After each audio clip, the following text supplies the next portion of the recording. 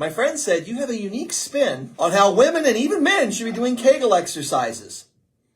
Okay, please tell us what it is. We forget that there are a lot of muscles to keep things toned down below. I love this. All right, here we go.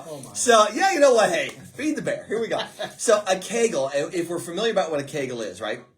If you're urinating and you squeeze your pelvic floor muscles and you stop urinating, that's your Kegel muscles. Now, what people don't know, and I think that's what they're referring to here, sometimes, women that come through practice and stuff like, Doc, ever since I had a kid, I laugh, I pee.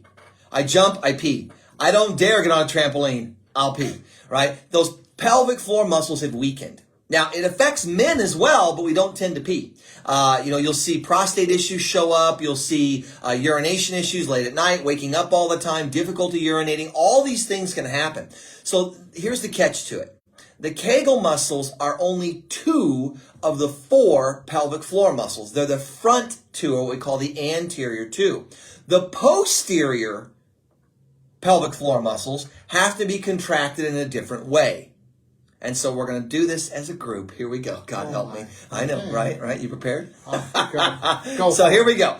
So the way this thing works, these 4 pelvic floor muscles make up the bottom bowl of your pelvis, okay? And there's 2 to the back, 2 to the front. So what we're going to do is you have to tighten them in an order. And that's the secret to this. If you do it in the wrong order, you'll actually weaken the posterior pelvic floor muscles, which stop a bowel movement. So you get people that have trouble controlling that, they might have weakened it by accident doing Kegels. So we have to do all of this to balance the whole thing out. So here's how it works. You're going to almost act like the rectum is pulling air up. Okay, so when you do that little tuck, and you contract that portion first. Then squeeze the stop urinating muscles, the Kegels. So you do in two sessions, you go 1 and then squeeze. And now you hold 1, 1,000, 2, 1,000, 3, 1,000, 4, 5, 6, 7, 8, 9, 10, relax.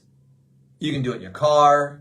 You can sit anywhere. Greg was doing it right here, right? Wow. It's hard not to. When I'm guiding you through it, I was doing it. It's hard not to, right? So it's almost like you had to imagine it drawing air up into the rectum, squeezing that off, and then you squeeze that Kegel and you hold that thing as tight as you can squeeze it for a count of 10. Then you let it release. You try to do it 10 times. If you can, do it about 3 times a day. And what you'll notice is that contracting, relaxing will tonify your pelvic floor. It will help with all kinds of things like hemorrhoids, rectal prolapse, rectoceles, all those things that you deal with. But it also helps out with prostate health. It helps out with anything involving the uterine floor or the uterus. It'll help out with bladder leakage, urinary incontinence, all these things. It's a really cool thing. Now, here's the best part of the whole thing. Look at what it's doing. You're contracting the pelvic floor, you're releasing it. You're contracting the pelvic floor, you're releasing it. So you think about that. What other things do I do where I have a rapid, hard contraction of my pelvic floor?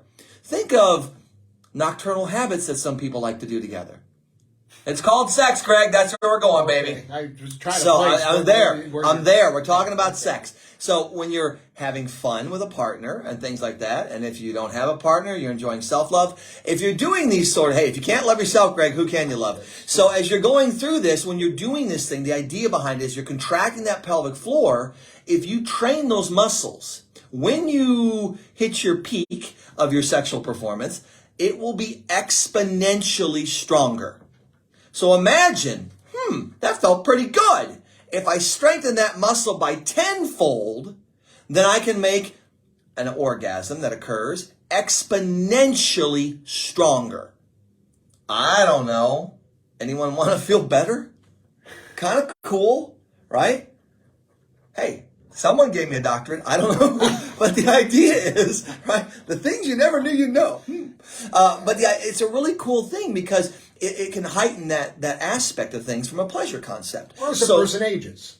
Absolutely. Absolutely. It's going to help with incontinence. It's going to help with all kinds of dysfunction. If you think about contracting that pelvic floor, it's drawing blood into the pelvic floor. It will engorge the tissues, making the tissue much more sensitive. It can help out with erectile issues a whole hell of a lot better than what else is out there? Cialis, and what's the other one that makes that thing go like that? That was a heart med. But the idea of all those things, Viagra, there it was. But it can help that out. So if you can bring more blood into the pelvic floor from a reproductive standpoint, you can excite that tissue more. The more you excite the tissue, the stronger the contractions are. I'm telling you guys, play with this, carefully with that word, for a month or so. And just kind of check back in with me and think, oh my God, you are all going to be like, that's what I'm saying right there. That's what I'm saying. I'll take my Emmy or whatever I get out of this, whatever they give for broadcasting, and we'll just move on. But you'll be surprised at how amazing that is.